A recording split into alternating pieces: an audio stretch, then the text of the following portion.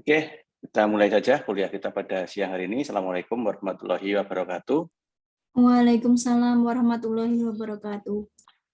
Alhamdulillah, syukurillah pada siang hari ini Allah kita bisa ketemu kembali di kelas manajemen perusahaan. Manajemen perusahaan. Kelas kita hari ini anggaran ya, anggaran perusahaan. Nah, hari ini insya Allah kita akan melanjutkan materi yang sudah kita bahas minggu yang lalu. Minggu lalu kita sudah membahas terkait dengan proyeksi dari penjualan ya, sales dari beberapa mekanisme penjualan yang kemarin sudah saya sampaikan. Kita mencoba menggunakan beberapa metode. Ada beberapa yang dipakai untuk membuat proyeksi, yang salah satunya adalah metode statistik. Ya, metode statistik juga ada beberapa, yang paling umum dipakai adalah least square. Ya, kemarin kita coba dekati menghitung proyeksi pendapatan penjualannya itu dengan proyeksi dengan least square. Oke, least square insya Allah masih kita gunakan untuk pertemuan kali ini. Ya. Yang mana hari ini kita akan mencoba menghitung kembali, memproyeksikan kembali unit barang yang dijual. Kalau kemarin kita masih menghitung unit itu secara akumulatif, ya, secara total, tahun sekian, berapa, tahun sekian, berapa, kemudian nanti proyeksi untuk tahun depan berapa. Itu secara akumulatif. Nanti bisa jadi secara kenyataan, barang itu kan tidak hanya dijual di satu tempat. Ya. Bisa jadi barang itu nanti juga dijual di tempat lain atau kota yang berbeda. Nah, oleh karena itu kemungkinan nanti jumlah yang kita proyeksikan itu tidak hanya satu, ya, bisa lebih dari satu, tergantung kita menjual di daerah mana saja, di tempat mana saja. Katakanlah kita memproduksinya sesuai dengan proyeksi kemarin, itu jelas, katakanlah 100 unit, katakanlah begitu ya. Nah, 100 unit itu mau dijual di mana? Nah, itu nanti juga harus kita hitung proyeksinya berdasarkan beberapa aspek. Ya. Karena nanti kemungkinan kita bisa saja ada beberapa tempat yang dipakai untuk penjualannya. Materi yang tadi sudah saya kirim di grup, ya insya Allah kalau sudah sempat baca, ya, itu terlihat ada beberapa kota yang nanti kita gunakan untuk melakukan proyeksi penjualannya. Ya. Nah, beberapa kota itu kemudian harus kita pertimbangkan kira-kira nanti berapa jumlah per masing-masing. Materi kita hari ini tidak terlalu banyak ya, karena kita hanya membahas satu aspek saja, yaitu di anggaran penjualan, yang mana sebenarnya itu adalah kelanjutan dari anggaran produksi yang kita proyeksikan minggu yang lalu, sehingga nanti kita masih gunakan metode least square-nya untuk menghitung secara akumulatifnya. Mungkin sebelum kita lanjut untuk materi kita hari ini, ada yang perlu ditanyakan untuk materi minggu yang lalu, yang insya Allah nanti masih nyambung, sehingga sedikit saya ulas kembali sih nanti di materi kita hari ini. Monggo kalau ada yang ditanyakan.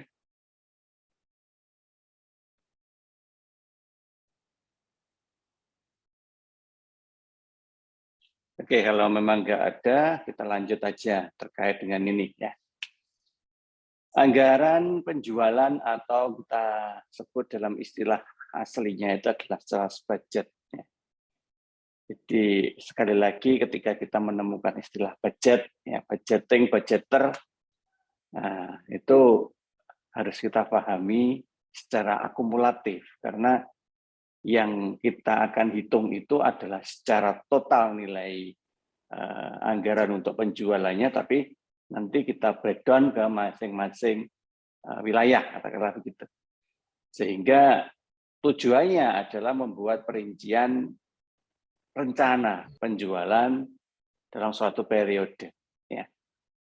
Bisa saja nanti kalau kita buat anggarannya itu secara utuh, tidak hanya hitungan angkanya toh, itu nanti tidak sekedar hanya bicara terkait dengan jumlah, gitu ya, tapi juga nanti bicara tentang barang yang dijual itu jenisnya apa, kemudian kualitasnya bagaimana, misalnya KW1, KW2, KW3, yang begitu ya.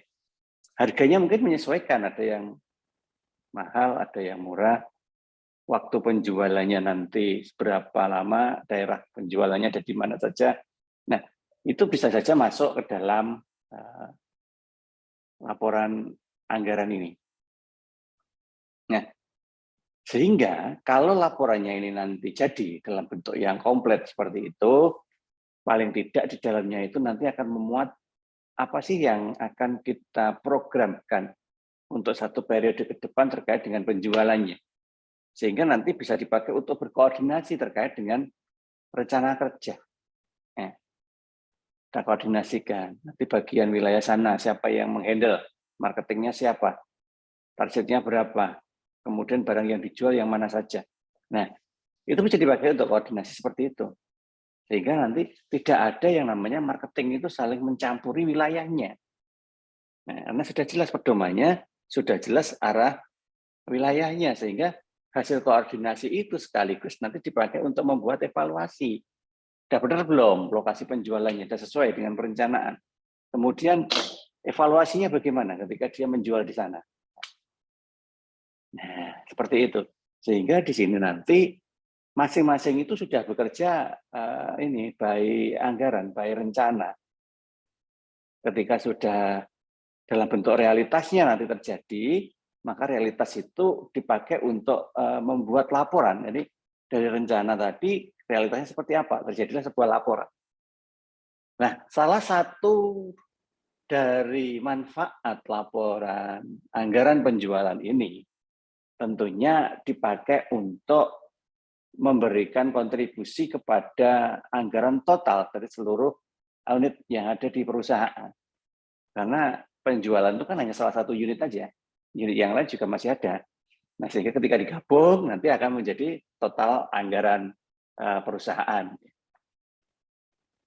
Nah, kemudian sama dengan anggaran-anggaran yang lain, yang namanya penjualan itu nanti juga bisa aja berubah sewaktu-waktu.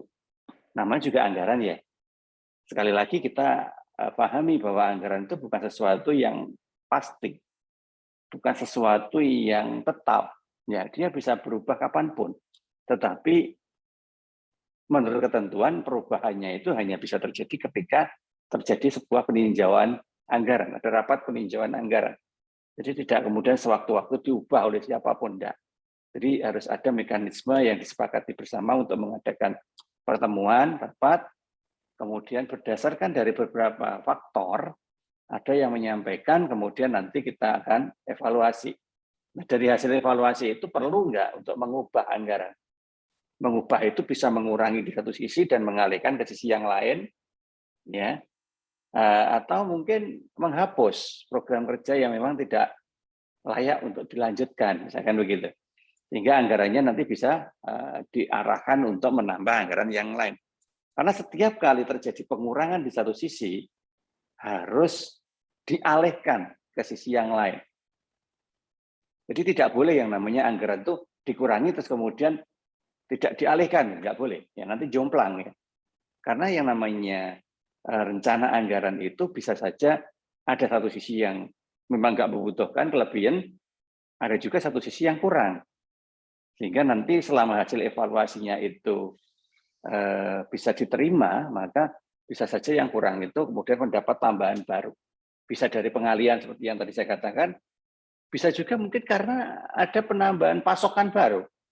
Sehingga potensinya bersumber dari target kenaikan dari pendapatan.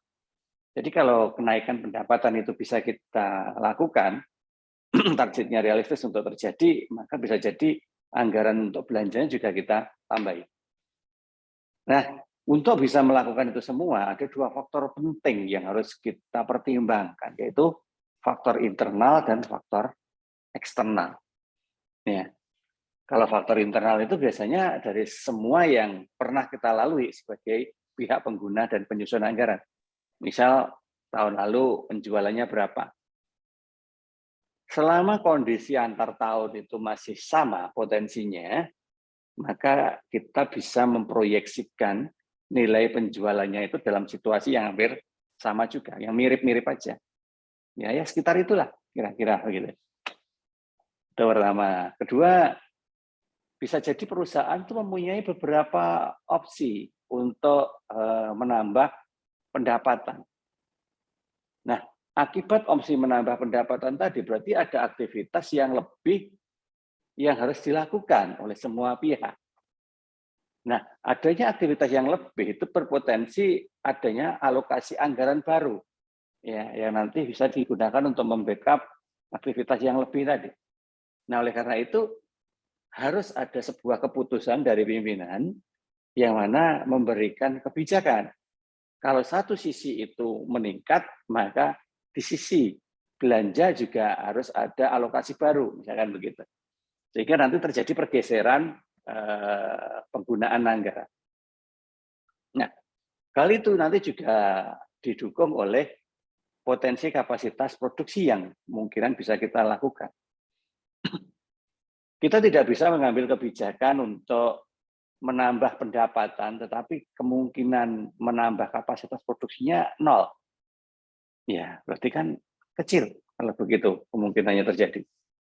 Karena apa? Ya bagaimana kita bisa menambah pendapatan kalau barang yang kita jual aja ya belum bisa kita naikkan. Nah, karena hal itu nanti mungkin saja juga dipengaruhi oleh kemampuan SDM-nya. Bisa karena kemampuan SDM-nya yang pas-pasan, bisa juga yang memang jumlah atau kuantitas SDM yang terbatas. Nah, bisa juga karena modal kerjanya juga berkurang. Ya, jadi ketika kita mau meng-hire tenaga kerja yang lebih, tidak terpenuhi modal kerjanya, sehingga faktor-faktor itu saling berhubungan. Ya. Modal kerja yang terbatas mengakibatkan kita juga terbatas memiliki tenaga kerja, akhirnya kapasitas produksinya itu menjadi tidak maksimal. Nah, sehingga akan berdampak pada kebijakan perusahaan. Nah, ini faktor secara internal. Nah, selain itu juga ada faktor yang eksternal, yaitu kondisi yang ada di luar, dan ini sangat unpredictable. Ya, sulit untuk diperkirakan ya. Iya, kalaupun bisa ya hanya mencoba melihat situasi yang menjadi trigger, menjadi penyebab munculnya hal-hal tersebut. Misalkan adalah tingkat persaingan. Semua kompetitor yang ada di luar sana itu seolah-olah kan diam, ya, seolah-olah ya hanya wait and see. Ya, wait and see. Tetapi begitu dia itu melihat sesuatu yang berpotensi untuk dia gunakan mengungguli, maka nggak butuh waktu lama untuk kemudian bergerak.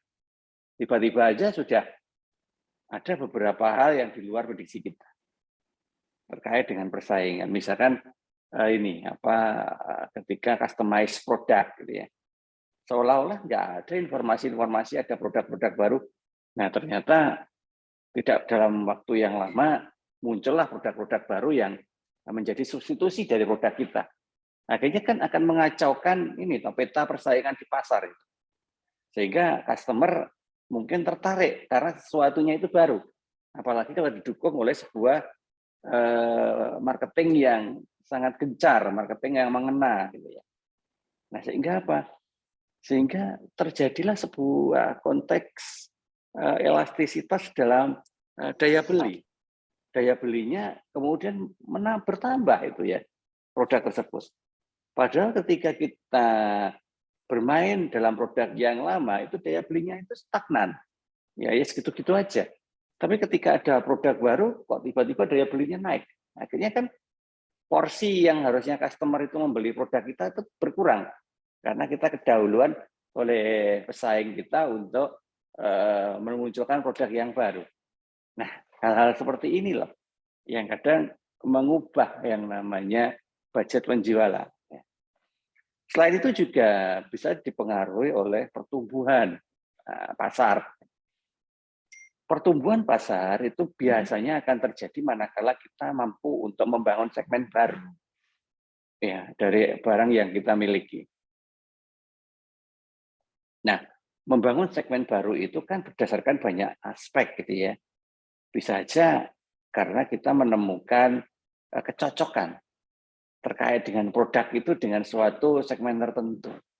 Cocok secara bentuk, cocok secara media jual, cocok secara harga, dan lain-lainnya. Nah, itu terjadi manakala produsen itu selalu memperhatikan apa yang diinginkan oleh konsumen. Jadi siapa yang lebih dulu bisa memegang keinginan konsumen, maka disitulah biasanya dia lebih dulu untuk mampu menguasai situasi. Ya, berimbas pada income, berimbas kepada budaya. Ya, kenapa? Ya karena bisa saja beberapa faktor-faktor tersebut dipakai untuk tradernya mempengaruhi jumlah yang dijual. Budaya contohnya, kadang-kadang itu tidak terpikirkan kok bisa budaya itu mempengaruhi penjualan. Ya memang kalau secara langsung tidak, apalagi tergantung dengan barang yang dijual apa. Tetapi manakala customer yang memiliki budaya tertentu itu kita perhatikan ya dalam sebuah model atau dalam sebuah perencanaan pada desain produk katakanlah begitu. Maka di situ nanti ada sebuah keinginan lebih bahwa kita harus memiliki produk itu. Karena apa? Karena dirasa dia punya pendekatan lokal yang mengena. Contohnya gini loh, Ponorogo dengan budaya reoknya, katakanlah begitu. Ada sebuah produk, katakanlah begitu ya. Ada sebuah produk yang kemudian selalu diberi identitas reok di situ. Nah, sebagai orang Ponorogo, dimanapun tempatnya, misalkan begitu ya, apalagi kalau bukan di Ponorogo tempatnya, kita jual katakanlah di Surabaya, katakanlah begitu. Dan tidak sedikit loh orang Ponorogo di Surabaya itu, ya. Maka di sana dia merasa ketika ada identitas reok yang ada di dalam produk, itu dia seolah-olah wajib untuk membeli, gitu ya. Karena apa? Ini adalah produk lokal, produk desoku, gitu kan ya, produk kotaku. Berarti saya beli ini. Karena ada kebanggaan khusus ketika dia itu nanti menggunakan produk itu di depan banyak orang yang berasal dari daerah lain. Ya, karena apa? Karena produk itu sudah mampu menghargai budaya lokal. Nah, hal tersebut nanti juga bisa berpotensi, gitu ya, berpotensi untuk mengubah permintaan dari barang yang kita jual. Nah, sebenarnya hal-hal tersebut sepele ya. Namun kalau kita mampu untuk memperhatikan, itu bisa memberikan nilai tambah. Nah, sekarang kita langsung aja ke teknis ya.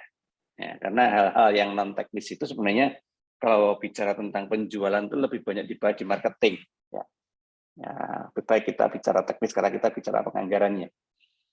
Nah, tadi di awal saya sampaikan bahwa bisa saja yang namanya budget penjualannya itu nanti akan dipengaruhi oleh beberapa aspek yang dipakai untuk pembagi. Yang pertama waktu dalam bulan aja deh biar meta. Ya, sementara kita contohin aja ada 6 bulan, katakanlah ya Januari sampai Juni. Nah, ada 6 bulan. Selama 6 bulan itu nanti tentunya masing-masing bulan harus ada budget terkait dengan unitnya. Direncanakan berapa di Januari? Dan seterusnya, Februari, Maret, April. Nah, kemudian apakah harga selama 6 bulan itu sama? Atau beda? Nah, sehingga nanti akan berdampak kepada jumlah. Ya, jumlahnya kan pasti unit dikalikan harga di masing-masing bulan. Sehingga total akumulasinya ketemu. Nah, total akumulasi ini nanti harus sama dengan alokasi yang kita proyeksikan di dalam kemarin, dalam unit barang kemarin.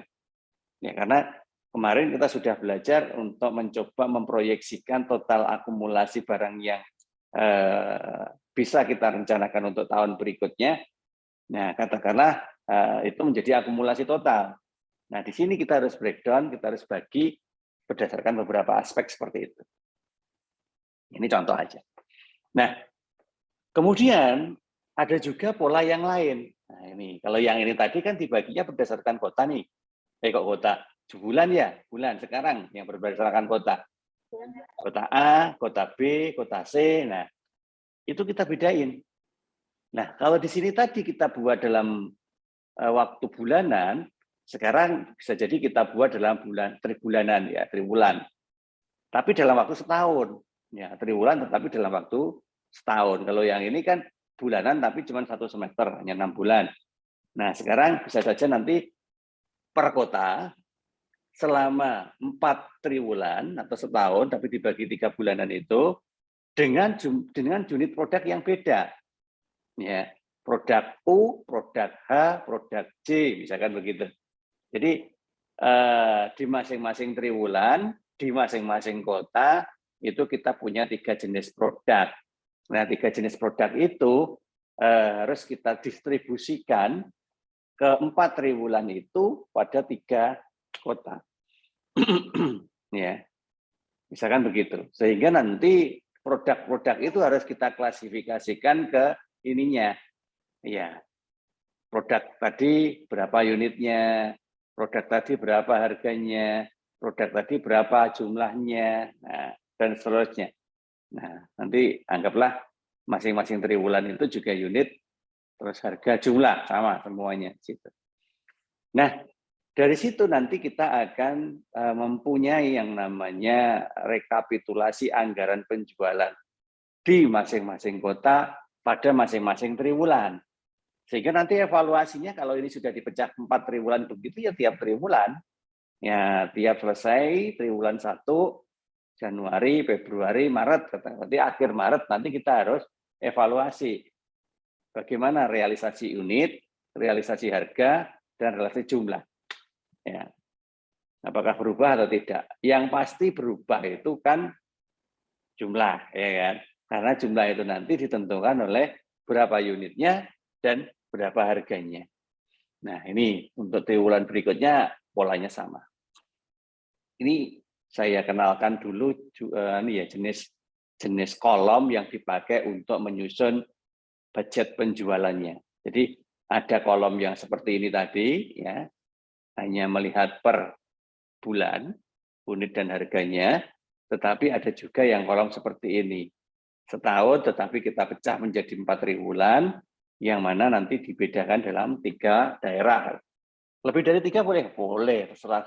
2 boleh, 3 boleh, 4 boleh, 5 terserah ya, tergantung kebutuhan aja. Tapi polanya sama, polanya. Yang penting kita pahami aja pola penyusunan anggarannya. Kita lihat contoh ya, misalkan ya. Katakanlah sebuah perusahaan akan merencanakan menjual produk X. Produknya satu aja deh ini. Ya, produk X gitu aja, satu. Untuk tahun 2015. Artinya tahun 2015 katakanlah tahun yang akan datang gitu ya. Ya. Tahun yang akan datangnya 2015. Nah, untuk merencanakan itu, sebagaimana tadi disampaikan bahwa kita harus membuat estimasi tahun yang akan datang itu berdasarkan data yang sudah terjadi di tahun sebelumnya.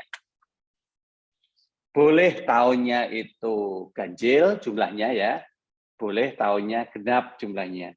Tapi yang jelas diusahakan lebih dari 3.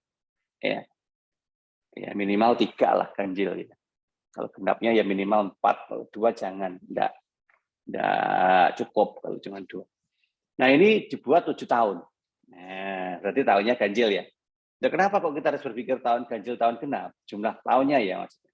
Jumlah N tahun. Karena di least square kemarin, kita pakai least square ya. Di least square kemarin itu sensitif terkait dengan jumlah data tahun. Nah, karena memang di least square kemarin itu kita harus membedakan cara menghitung di dalam tabelnya itu antara tahun yang genap dan yang ganjil. Nilai X-nya itu beda nanti. Ya. Least square, sekali lagi kita akan menggunakan metode persamaan statistik sederhana. Y sama dengan A plus BX gitu ya. Sehingga kita akan mencari A, kita mencari B, dan menentukan X. Nah, menentukan X itu nanti akan berbeda antara jumlah data tahun genap dan jumlah data yang tahunnya ganjil. Nah, oke, kita bahas saja nanti. Sekarang kita lihat dulu datanya. Tahun 2008 sampai 2014 seperti ini ya, realisasi penjualannya dengan realisasi harga per unitnya seperti ini. Ya, dari tahun ke tahun naik. Nah, kita nanti diminta untuk menentukan tahun 2015. Ya. Berapa nilainya 2015? Nah, begitu. Ya, berarti 1 tahun yang akan datang kita rencanakan. Nah, kalau cuma seperti itu kemarin pakai least square gampang gitu ya. Nah, tapi sekarang ada data tambahan, yaitu produk itu dijual di 3 kota, Bandung, Semarang, dan Solo. Ya, di mana kebijakan dari pimpinan yang dialokasikan ke Bandung itu 60% dari total produk yang nanti kita proyeksikan. Ya. Produknya berapa totalnya belum ketemu ya, karena belum kita hitung. Tetapi untuk alokasinya sudah bisa disepakati duluan. Yang dikirim ke Bandung nanti 60%-nya, yang ke Semarang 30%-nya, sisanya 10% dikirim ke Solo. Ya. Nah, kemudian harga jual. Bagaimana dengan harga jual? Karena tiap tahun itu naik, kita perkirakan aja naik 10% harga jualnya untuk tahun 2015 nanti. Ya, 10% dari apa? Bukan dari 1 tahun sebelumnya. Nggak fair kalau langsung dari 1 tahun sebelumnya. Kita buat aja dari rata-rata harga 5 tahun sebelumnya. Jadi kalau harga 5 tahun sebelumnya, ya ini 1, 2, 3, 4, 5, katakanlah begitu, sampai 2010. Nah, kemudian ini kita rata-rata, nilai rata-ratanya berapa? Kemudian 10%-nya nanti kita pakai untuk kenaikan. Nah, begitu ya. Oke, nanti kita hitunglah. Sehingga dari data ini kalau kita breakdown ke dalam kolom tabel per masing-masing triwulan itu bisa ketemu persentase alokasi seperti ini. Bandung, gitu. Bandung tadi kan 60% ya. Berarti nanti 60% dari totalnya itu kita kirim ke Bandung. Tetapi itu untuk setahun. Ya. Itu untuk setahun. Padahal tadi kita membagi penjualannya itu selama 4 triwulan. Nah, kalau begitu gimana? Ya kalau begitu kita pecah lagi. Katakanlah ini triwulan 1 itu 20%. 2, 3 sama 30%. Triwulan 4 20%. Sehingga harus kita total harus 100%. Ya. Harus 100%. Kalau enggak 100% nanti keliru. Loh Pak, katanya 60% ini. Beda loh ya. 60% itu pengalinya adalah total penjualan seluruh kota. 60%-nya kita alokasikan di Bandung.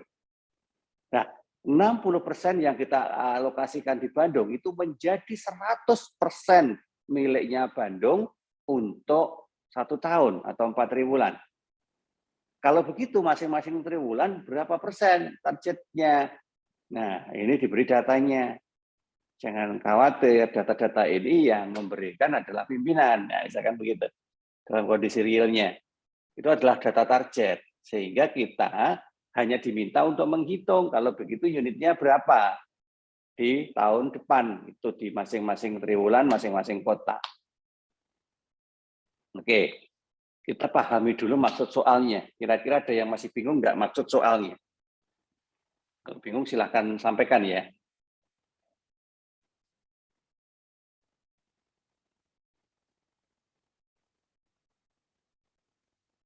Oke, nggak ada yang menyampaikan. Oke, saya anggap kalau nggak ada yang menyampaikan berarti paham maksud soalnya ya.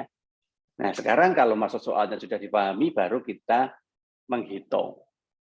Jadi jangan sampai kalian melakukan perhitungan dalam posisi maksud soalnya tadi disuruh ngapain, nggak paham loh. Nanti lah bledru. Karena apa? Sekali lagi ingat, ini adalah proyeksi. Ya, proyeksi itu adalah peramalan. Namanya juga merencanakan, berarti harus jelas metodenya. Kalau sampai metodenya aja yang dipakai salah, berarti peramalannya itu kacau, gitu ya. Kacau. Oke. Pertama, ya, ada beberapa langkah yang harus kita pahami. Dalam situasi seperti itu tadi, yang pertama kali harus kita hitung adalah jumlah unit yang kita jual total di tahun yang akan datang. Totalnya dulu, karena tadi belum diketahui. Yang diketahui hanya data-datanya tok. Nah, sekali lagi saya katakan tadi kita pakai metode least square. Maka kita buat tabel seperti ini. Ya. Pertama, kita buat tabel tahun, ya, sesuai dengan data tadi. Nah, ini. Yang ada di sini kita masukin semuanya. Dari tahun 2008 sampai 2014 dengan nilai penjualan sebesar ini unit ya, 55.000 unit, 60.000 unit. Nah, ini masuk ke poin Y. Ya. Ingat, Y adalah jumlah unit yang dijual. Tahun 2008 sampai 2014 sudah diketahui karena ada data realisasinya. Sekarang yang kita harus cari adalah 2015. Y-nya berapa? Belum tahu, makanya kita cari. Itu ya, ingat ya, Y adalah jumlah unit yang dijual. Di total, oke, 472. Berarti sigma Y adalah 472.000.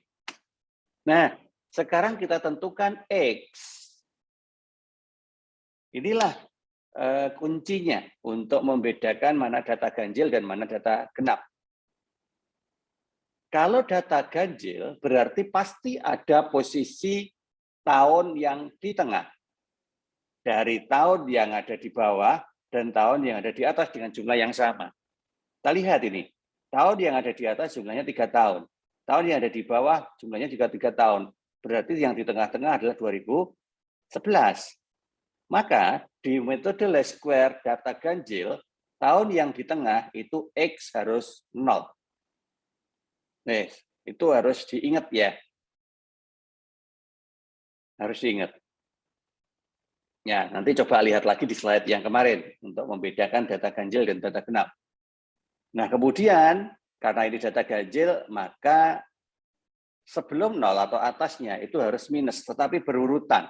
Ya, kalau data genap kemarin itu tidak mengenal 0, tapi mengenal angka-angka genap. Nah, seperti itu. Oke, nanti bisa dilihat lagi di slide yang kemarin. Nah, sekarang kita karena datanya ganjil, maka ini minus, ini positif dengan jumlah angka yang berurutan. Ya. Nah, kalau data ganjil pasti nilai sigma X-nya itu 0, pasti 0.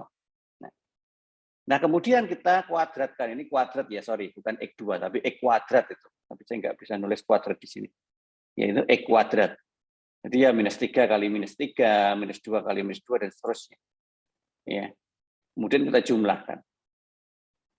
Oke, ketemu. Kalau X kuadrat sudah, berarti kita ngitung X kali Y. Ya. Jadi minus 3 kali 55.000, ya, minus 165. Minus 2 kali 6.000, 60.000. Minus 120.000, dan seterusnya. Ya, kita kalikan, X kali Y. Kalau sudah, kita cari totalnya, kita jumlahkan. Ya, minus, minus, minus, plus, plus, plus, ya, totalnya 77.000. Nah, ini tabel pertama. Jadi langkah pertama untuk menghitung least square. Nah, kalau masing-masing sigma itu sudah ketemu, baru kita masukkan ke rumus persamaannya. Ingat, persamaan dasarnya least square adalah Y sama dengan A plus BX. Ya, sama dengan metode kemarin. Nah, bagaimana cara nyari A? Rumusnya sama. A sama dengan sigma Y dibagi N. N adalah jumlah tahun data. Jumlah tahun data tadi ada berapa? 1, 2, 3, 4, 5, 6, 7. Berarti N-nya adalah 7. Sehingga sigma Y yang sudah kita ketahui 472.000 ini, kita bagi dengan 7. Maka ketemulah ini, dibulatkan. Ya, 67.000 sekian. Itu untuk mencari A. Nah, untuk mencari B, rumusnya adalah sigma XY dibagi dengan sigma X kuadrat. Ya, di sini sudah ketahuan. Sigma XY berapa? 77.000. Sigma X kuadrat 28. Masukin. Ya, 77.000 dibagi 28. 2.750. Nah, kalau A dan B sudah diketahui, maka kita masukkan ke persamaan dasar untuk least square, Y sama dengan A plus BX. Berarti A-nya 67.429, B-nya 2.750X. Nah, X-nya berapa? X adalah urutan tahun. Nah, di sini ya. Ini urutan tahun. X. Tadi kita nyari tahun berapa sih? Tahun 2015. Kan di sini posisinya. Nah, di sini. Berarti kalau terakhir 3, berarti 2015 berapa? 4. Ya, berarti X-nya adalah 4. Jadi cara mencari X adalah dengan cara mengurutkan tahun yang akan diproyeksikan. Ya kan, 2015 berarti urutan ke-4. Sehingga kita masukkan X-nya adalah 4. Sehingga Y-nya ketemu sebesar 78.429. Ya, berarti inilah jumlah yang dijual di tahun 2015 sesuai dengan least square. Kita kemarin sampai di sini. Ya, kita kemarin sampai di sini. Itu baru step pertama. Oke, ada yang perlu ditanyakan sampai di sini? Kita step by step aja. Monggo, kalau ada yang ditanyakan.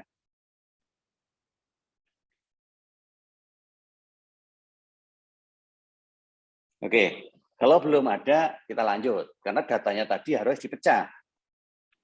Ya. Bandung 60%, Semarang 30%, Solo 10%. Dari total proyeksi, ya 78.429 sudah ketemu. Sehingga di Bandung nanti teralokasikan 47.000 sekian, di Semarang teralokasikan 23.000 sekian, Solo 7.000 sekian. Unit satuannya ya, unit. Nah, 47.000 sekian di Bandung itu nanti menjadi 100%-nya Bandung. Ya, Semarang juga begitu. 23.000 sekian itu menjadi 100% di Semarang. Solo juga begitu, menjadi 100% di Solo. Nah, oleh karena itu maka kita hitung dulu harga jualnya. Ini step ketiga. Harga jual diproyeksikan naik 10% dari rata-rata harga jual 5 tahun sebelumnya. Ya, kita ambil harga jual 5 tahun sebelumnya. Ya. Nah, ini kan di sini ya. Mana tadi? Nah, ini. 1750, 1600 sampai dengan berapa kalau 5 tahun sebelumnya? 2010. Ya. 1400. Masukin di sini. Kita hitung sekarang. Ya, dijumlah dulu, ketemu 7.800 dibagi 5 karena kita mau rata-rata 5 tahun. Maka rata-rata 5 tahunnya adalah 1.560. Naik 10%, berarti berapa? Ya, 156. Sehingga harga jual tahun 2015 berapa? Ya, harga jual terakhir 2014 ditambah kenaikan 156 tadi menjadi 1.716. Nah, inilah harga jual di tahun proyeksi. Selangkah ketiganya itu ya, menentukan harga jualnya. Oke ya, kalau belum paham, monggo loh ya, silahkan menyela. Nggak apa-apa, menyela. Oke, sekarang kita sudah mengetahui harga jual per unit. Nah, lanjutnya apa? Lanjutnya dimasukkanlah ke dalam budget dalam tabel. Ya. Bandung, Semarang, Solo, unitnya, harganya, jumlahnya. Terus begitu. Nah, nanti kita masukkan semuanya. Contoh yang sudah jadi, itu kalian lihat di slide Excel yang tadi saya kirim. Ya, di proyeksi anggaran Excel ini. Ini contoh yang sudah jadinya. Ya. Nah, lebih mudah memang ngerjainnya pakai Excel ya. Oke, di Bandung itu tadi total berapa? 47.000 sekian. Ya kan? Masukin ke 4 triwulan. Sama. Karena memang Bandung semuanya sekian ini. Ya kan? Nah, masing-masing triwulan berarti pakai target yang sama. Cuman nilai prosentase pada masing-masing triwulan kan tidak sama di data tadi. Ya, coba sambil lihat slide ya. Saya tidak balik ke slide loh. Bahwa di triwulan 1 itu 20%, 2, 3, 4 masing-masing persentasenya jelas. Nah, sehingga inilah yang dipakai untuk menghitung alokasi di Bandung triwulan 1. Berarti berapa? 9411.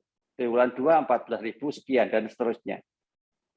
Ya, sehingga itu harus kita total. Jumlahnya harus sama dengan akumulasi yang harus terjual di Bandung. Ya, Semarang juga begitu. Alokasi untuk Semarang 23.000 sekian. Prosentasinya sama. Ya. 30, 20, 20, 30. Nah, ini dipakai juga untuk menghitung 30% dari 23.000 sekian itu adalah 7.000 sekian ini. Nah, dan seterusnya. Sehingga kemudian total-totalnya itu dijumlah. Nah, nilainya harus sama dengan alokasi untuk Semarang. Solo juga begitu, presentasinya sudah ditetapkan, kemudian dikalikan dengan alokasi untuk Solo, ya, maka jumlah per triwulan selama 4 triwulan itu harus sama dengan alokasi untuk Solo. Nah, semuanya Bandung, Semarang, Solo, kalau kita jumlah harus sama dengan total proyeksi barang yang akan dijual untuk tahun 2015. Oke, sampai di sini saya berhenti dulu. Monggo kalau ada yang mau tanya. Kalau enggak, saya anggap paham loh ya. Saya lanjut.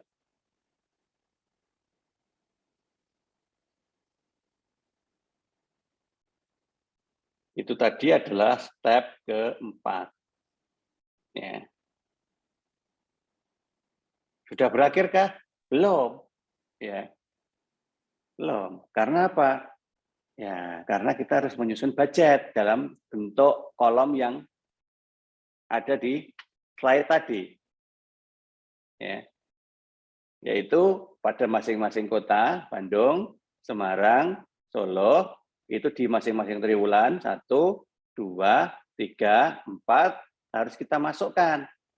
Jadi berangkat dari hitungan kita di sini tadi, ya, maka kita masukkan katakanlah triwulan 1 untuk Bandung. Bandung dulu aja. Berapa unit untuk Bandung? Triwulan 1. Maaf.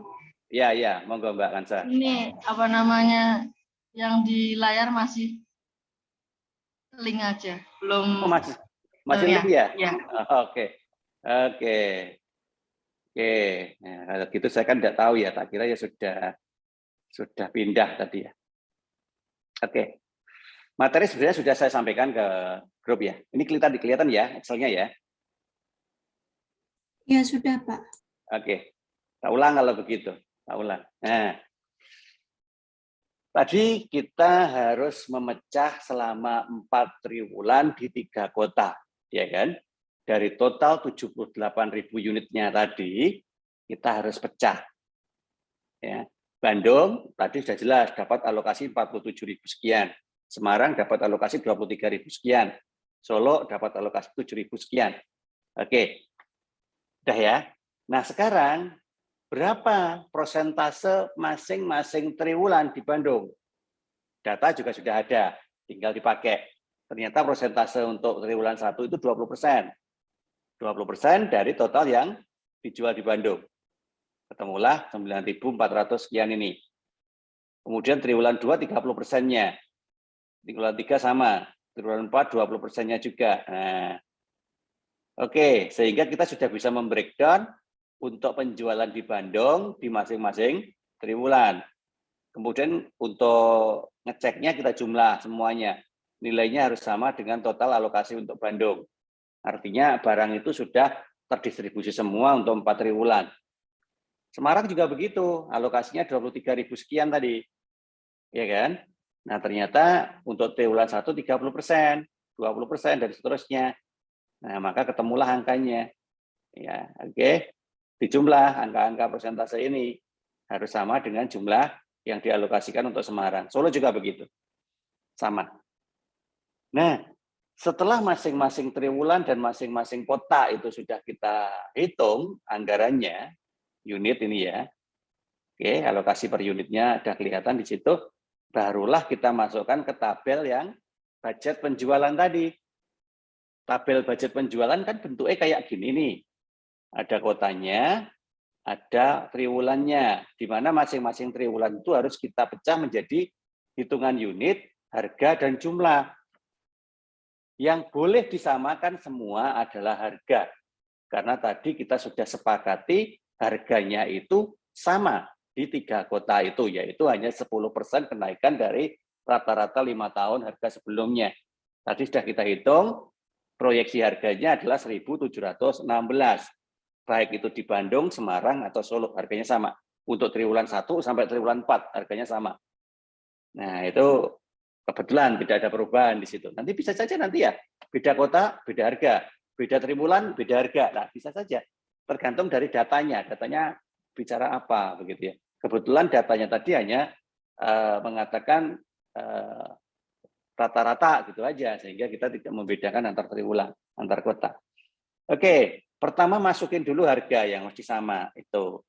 Kedua, masukin unit. Ya, ngambilnya dari mana? Ngambilnya dari sheet 1 ini tadi. Bandung triwulan 1 kan 9.411. Nah, ini kan. Oke. Bandung triwulan 2, Bandung triwulan 3, Bandung triwulan 4. Masukin semua. Nah, ya, triwulan 1, triwulan 2, triwulan 3, triwulan 4. Oke, sudah. Kalau udah masukin, ya ganti Semarang. Ya, Semarang udah, ganti Solo. Nah, begitu ya. Kalau unit dan harga udah dimasukin, tinggal dihitung jumlah perolehan pendapatannya. Unitnya adalah 9.411, harga per unit 1.716, berarti untuk Bandung di triwulan 1 harusnya memperoleh pendapatan 16 juta sekian. Di Solo triwulan 1 12 juta sekian. Semarang ya. Solo 2 juta sekian. Nah, dan seterusnya triwulan 2, 3, 4. Nah, kalau semuanya itu sudah masuk seperti ini, ya, sudah masuk seperti ini, maka nanti kita jumlah ke bawah. Oke. Nah, nanti boleh kok dihitung. Berarti untuk Bandung saja, berapa perolehan pendapatannya selama 1 tahun? Semarang saja perolehan pendapatannya berapa setahun? Solo berapa? Sehingga kita bisa menghitung total dari perolehan pendapatan selama 1 tahun, 134 juta sekian. Nah, itu ending dari penjualannya.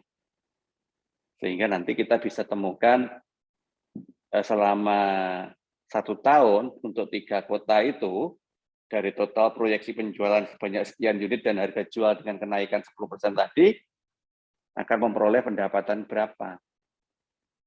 Nah, ketemulah data itu. Oke? Ada yang ditanyakan? Sampai di situ aja deh. Sampai di situ aja. Monggo, silakan kalau ada yang ditanyain. Insya Allah gampang gitu.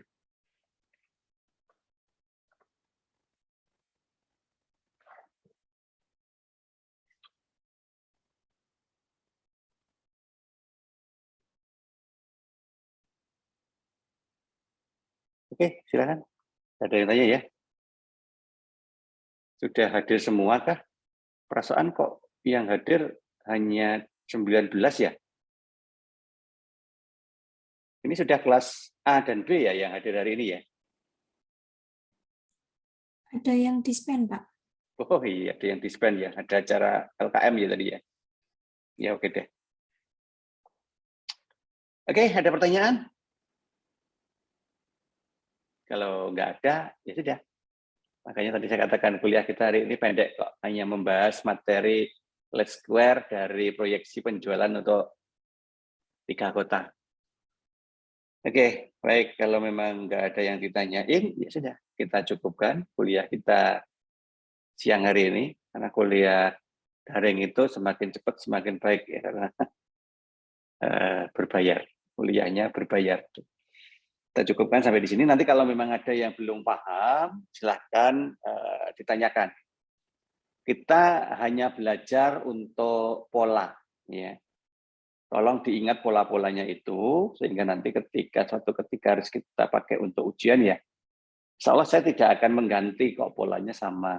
Yang penting kalian paham aja dulu pola yang saya sampaikan. Paling kalaupun nanti saya modifikasi ya, hanya diubah dikit lah gitu ya, supaya ada ya pahit-pahitnya gitu. Mungkin begitu yang bisa kita bahas siang hari ini. Kalau memang nggak ada yang ditanyakan, insya Allah kita akhiri pertemuan kita siang hari ini. Semoga bermanfaat. Insya Allah kita ketemu lagi minggu depan ya. Kita bahas di materi selanjutnya. Kita akhiri. Assalamualaikum warahmatullahi wabarakatuh. Waalaikumsalam warahmatullahi